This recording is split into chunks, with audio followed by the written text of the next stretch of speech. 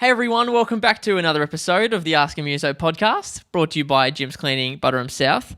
I'm stoked to be welcoming one of Australia's best drumming figures. I got Dan Kerby on the other end, and I'm excited to throw over to him, and he can kick things off for us. Mate, lovely to be here. Thanks for having me on the podcast. Stoked to be on it. I listened to the Sarah Kretz episode. What a legend she is. Indeed. So good stuff, mate. I'm loving the episodes. For those that don't know, my name's Dan Kerby. I'm a drummer from Melbourne, Australia. I play for Australian acts Bliss and SO28 Days, Behind Crimson Eyes, Esoteric, which is SO's side project. And I've done various bits and pieces. I'm here right now in my drum school, DK Drums Academy, just in Melbourne, in Yarraville here, where I am blessed to be chatting with my man. Fantastic. It's good to be here, mate. Oh, it's a pleasure. I'm stoked to have you on here. I guess what I'll do is I'll start with the obvious, which is where you are and what you were just talking about, DK Drums Academy. Where do you want to sort of begin there? Mate, so I've been teaching drums for about 6 years now. My dad was an amazing drum teacher. He taught for like 40 or 50 years. Mate, it's always been something that I wanted to do, and I just kind of finally took the plunge a few years ago and started. I used to hire a studio room maybe 2 times a week.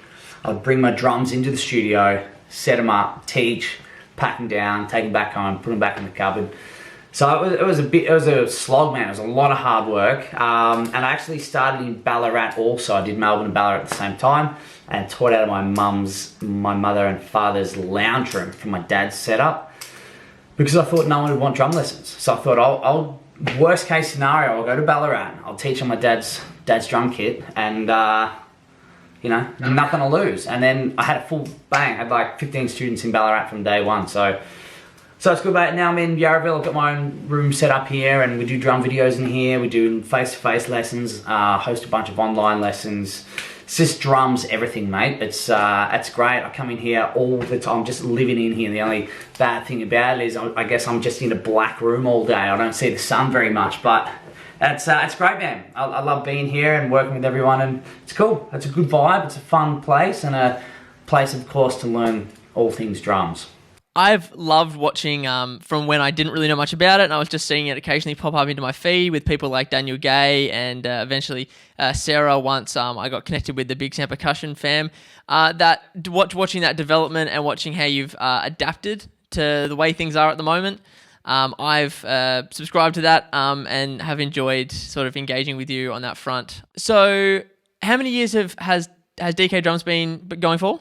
I reckon 6 years. Okay. In that space? Yeah, I've been in this room for probably 2.5 years, since November 2018.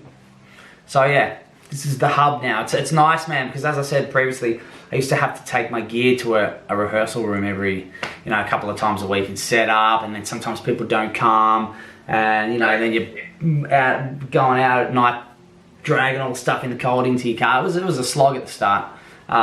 But it's cool, man. It's good. I'm very lucky to have this space here. I'm at Kindred. Oh, okay. Yes, I'm familiar. Okay, yeah, that makes sense. Oh, awesome.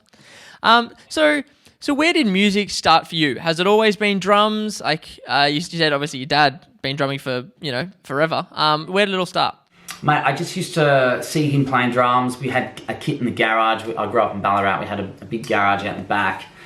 Mate, so I always saw him playing, and that's where it started, really. I just started playing, just bashing around when I was a little kid. Like, I got a kit maybe when I was 4, and just kind of took off from there. It's just been a part of my life, you know what I mean? And I just gravitated towards it naturally in the beginning, just for fun, really. Yeah, no, that makes sense. So there was no necessarily end goal where you were thinking you want to follow in whatever your dad was doing and go, well, teaching's my end goal, and that you wanted to, like, that's where you want to end up, or you want to play in a band and become famous. There was no necessarily direction of that early days? No, there was none of that early on. It was purely just for the love of the craft. I just enjoyed playing the drums for years, probably about a decade, up till I was about 12 or 13, when I kind of met some kids and we started a band. And then I realised that I could kind of put my drumming into a group, and we could work together, and then I could make better friend, like cool friends or whatever, and play music and have fun. And then, but I went and saw Blink-182 in Body Jar when I was 12. I caught a bus from Ballarat with a bunch of kids down to Laver Arena.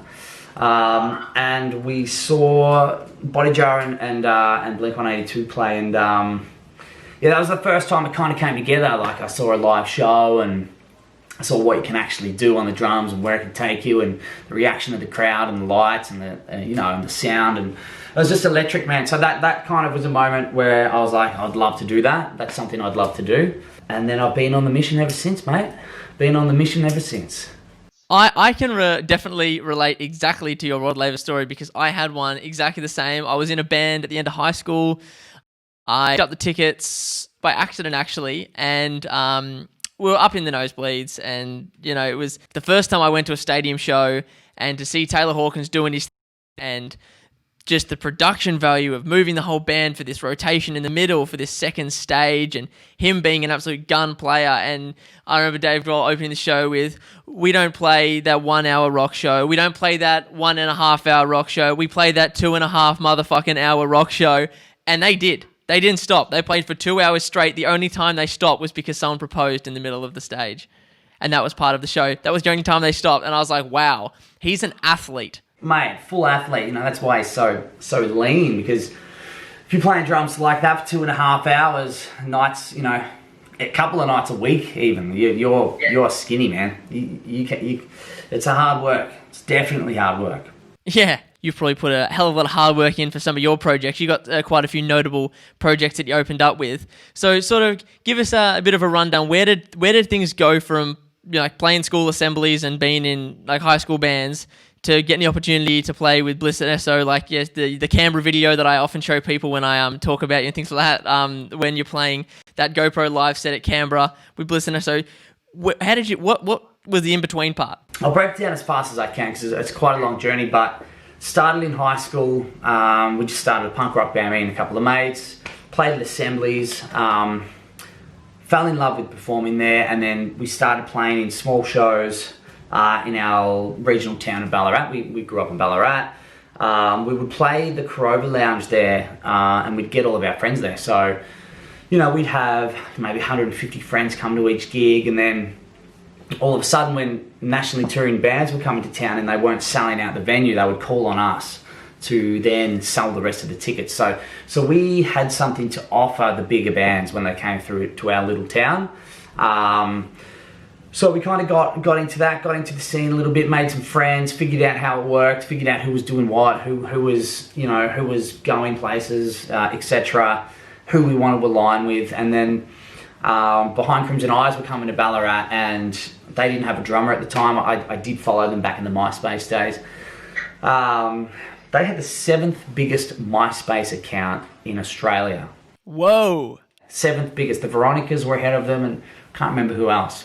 Anyway, so they came to town. They didn't have a drummer, and I basically just kind of put my hand up and said, you know, I'd love to do Victorian shows. And then here's where it all comes back around to having drum videos. I had filmed a really good studio drum video where I played some reggae, hip hop, and I did some marching stuff. And basically, I kind of put them all together. It was like a little resume. So when the opportunity pops up, it's going to pop up somewhere, I'd have something cool to show. And then I obviously showed that to those boys, and they enjoyed that. And mate, one thing led to another. Joined BCE, joined 28 Days, played for Bliss and SO, you know, and it's just kind of just gone from there. But I mean, it's a marathon. It's not a sprint. We're talking about 20 years of trying. So, you know, to any young drummers watching, yeah, it's a marathon. It's not a sprint. It takes a long time, and if you want to get to play in a really big band, whether you're a session guy or you're in a big band or whatever, there's steps along the way, and not often are you just going to go from not playing any gigs to playing with Australia's biggest group or whatever, you know. There's a whole bunch of different steps, and it's a grind, and a lot of people give up on the grind at some point because it gets hard, and you do get older, and you do have to pay rent, and you know, things can be very hard, but if you persist and you really do have a passion for it, then what's stopping you? Exactly, and it's all like, it's obviously there's the money side of things, and if you want people to take it seriously, you need to have the gear, and if you want people to have videos, you've put a lot of money into stuff of your own when there was 100% chance you were going to get no return instantly.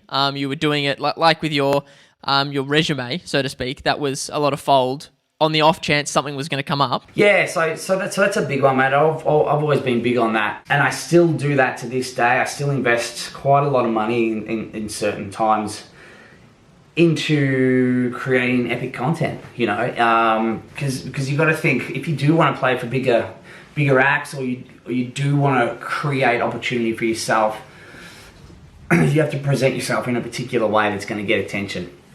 You know what I mean? You have to, you kind of have to be a step ahead in some way than someone else. So whether that's your playing, or whether it's your production, or whether it's your concepts or your ideas or your creativity or your style or something, it all adds up. It all adds up. So the more you can do to put yourself in a really good position and make yourself appealing to, say, a band or an artist or someone who's looking for a drummer, if that's what you want to do, then that's what you got to do. You got to build the team around you as well. You got to have good director, good audio guy, good editor. Yeah, and you got to build yourself a team. Like I'm at the stage where I obviously do everything. But then when you get to that, I've got connections with people. I've got a fantastic videographer from On the Day Films, and he's a gun. But I'm just not in a financial position to be able to utilize him for anything. But I have mentioned it to him, doing something like you've said, and producing a resume, putting together, getting him for a few hours, getting it. Oh, we've got an awesome white infinity space in just around the corner in one of the industrial estates, which we've shot photos from. I could get in there, get in that space, nut it out for a few hours, and play lots of stuff. Even if I'm mixing it at this point, if I'm still doing the mixes of the drums, it gives me an opportunity to produce a product that I'm proud of, that I can go, yep, so you want to know about me, that's what it looks like. You want to put your best foot forward, you want to present yourself in the best way. So whatever you can, whatever's at your disposal to use, you got to do it. But in saying that, it comes back to your playing too. You got to be ready. Got to be ready. So when the opportunities do arise, you've got the content to show, but then you've got the chops or whatever, the skill to kind of back it up. And again, that's a marathon. If you're a kid and you're not playing in a band or anything like that, and a big band comes along, there's going to be a gap there. Most likely there's going to be a gap in just your gig knowledge, your live performance knowledge or whatever. So you do have to do a lot of the smaller gigs and build yourself up. When I think about my drum IQ and how that's changed over like the short term and over the long term, from the beginning to wanting to play fills every 4 bars to going, in fact, I might not even play a fill this song. I'll just sit behind it. Like, just the things you learn, and I've had good teachers along the way that have taught me how to play songs, not how to play a song. Yeah, exactly. And that's been invaluable as a resource to me. You just learn so much along the way. Every new kind of, so every band that I play in, everything's a learning curve. They all work differently. They've all got expertise in certain areas, and they all share different kind of views on things sometimes as well. Some bands play to a click, some bands are track heavy, some bands have no click, some bands like you to play certain bits slightly behind the click, and then other sections slightly in front of the click. So they start kind of, you just learn a lot of different ways of how people work, and the more you can adapt to that, the more experience you've got, the more you've got to offer. So if you say you can't really play that well to a click, and all of a sudden you get asked to join a band and they play to a click live, you're in strife. So the more you can do in the practice room, the better, better prepared you'll be. But then again, you learn, as I said, you learn as you go in different instances. So different bands, I learn different things. Unwritten Law, I just toured with Unwritten Law in February. They don't play with any click, they like to do it by feel.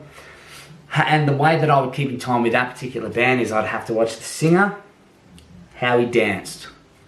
Simple as that. I listen to the moves, because he does all these moves. I watch his moves. His moves are in line with my drumming. I have to listen to his voice when he sings. If he wants it to be a bit slower, he'll sing slightly slow, I had to adapt to that. I was listening to the main guitarist a lot. He would start a lot of the songs. So when we were playing, I'd have him louder in my mix, and I'd always be watching. If I'm feeling a bit fast compared to the guitarist, I'll slow myself down. If he's a bit slow, I'll slow myself down, whatever. So it's little intricate things like that, which you can't really teach, and you can't really learn until you're in that live circumstance. And you have to, here's the other thing, you have to trust the people that you're playing with to learn like that. So obviously the singer from Unwritten Law, Scott Russo, is a gun. He's done it pro for 20, 25 years. So when he's telling you this stuff, he's passing on 25 years of punk rock legendary wisdom onto me. I listen and I take it in.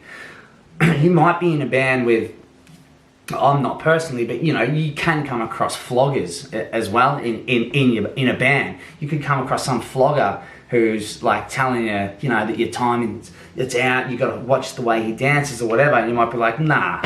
Like, what? You know what I mean? Like, you've got to be careful where you're getting your advice from as well. I've been lucky that I've had some legends who I adore. I take on and learn from that, you know what I mean? Quality of information as well as quantity of information. Yeah. You want to get your information from people who have done it and people you respect. No, and that makes perfect sense. That's how you build a network, and like the network that you've been building, that I've enjoyed being a part of and becoming a part of, that's been awesome to see. And I feel like the drumming community is by and large a really supportive community anyway, which I really appreciate, having been in bands and seeing how, especially like in Victoria, my sort of experience revolves around a lot of people in the pop punk scene who are all chums until we've played the gig, and then it's all like, well, I'm better than you anyway, and it's more about lifting you up. Whereas the drummers, I'm still friends with them. So the drummers all hang out and say, oh yeah, that was good. Oh, good show, man. And everyone else is like, yeah, but like my guitar solo was better. And it's all about, I'm still better than you. Like, we're friends, but I'm still better than you. And whereas I don't notice that on the drums. Yeah, nah, the drummers aren't like that. Drummers are always cool. The drumming community is great, man. Everyone supports each other. Everyone shares their tips, their secrets, gear, whatever. Everyone's cool. I've never really come across an idiot drummer, to be honest. Everyone's cool. And also, like, often the successful drummers, or the ones that are really, really good, or playing big bands or whatever, play with big artists, they're always cool as well. They're always super chill. The drummers are the nice guys, man. We're the guys and girls up the back. We're holding it down. The front people can do their things. We're the chill ones. It's very approachable. No, that's fair. So in regards to gigs for you, this could be like picking favourite children. What's sort of what would be your favourite show that you can say, hang your hat on, I loved that. That is my pinnacle moment that I've enjoyed to date? I've had a couple, man. I've had, the most recent one was with Unwritten Law in Melbourne. We played a festival in Melbourne in February. It's a big crowd. We were second headline. It was us then, Everclear. So we had a really good slot. We crushed the set. I had my film director, Pete, come out and film it. Had my best mate and my girlfriend there. So for me, Unwritten Law is my favourite band of all time. So they're Southern Californian punk rock legends. So same town, same vintage as Blink-182. I think they've even, Blink have mentioned Unwritten Law in lyrics before. They've done a whole bunch of shows together. Like, they're literally that Southern Californian punk rock kings. So for me, being able to play drums for them when they were out here it was like a massive tick off the list. It was like shit. When I was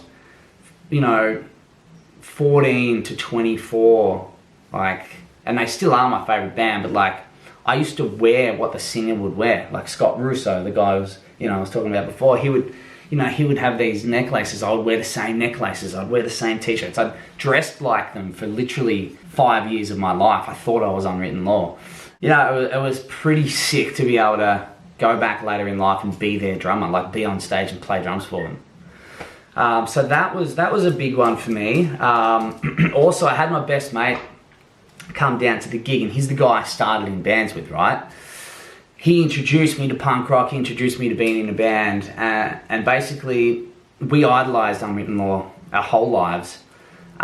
We'd go to all of their shows when they come to Australia, and when we were 15 years old, we went and saw Unwritten Law in Geelong, underage. We were 15, it was an over 18 gig.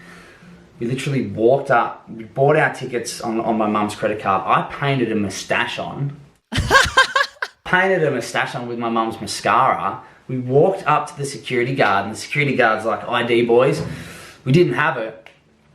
He's like, nah, you're out. Kicked us out. We went and hung out. We were bummed out. Went and hung out at the front of the venue, and we met these girls, and they're like, look, we know Unwritten Law. They're coming. We'll get you in. Unwritten Law pull up in their van, get out of the car, and the singer, Scott Russo's like, right, are you boys with these girls? We're like, yeah. He's like, right, I need 5 backstage passes for all of these guys. Go sort it out to his tour manager. Tour manager comes out, gives us backstage passes. We walk in, and we were hanging out, and it was Unwritten Law, Sum 41, and Goldfinger.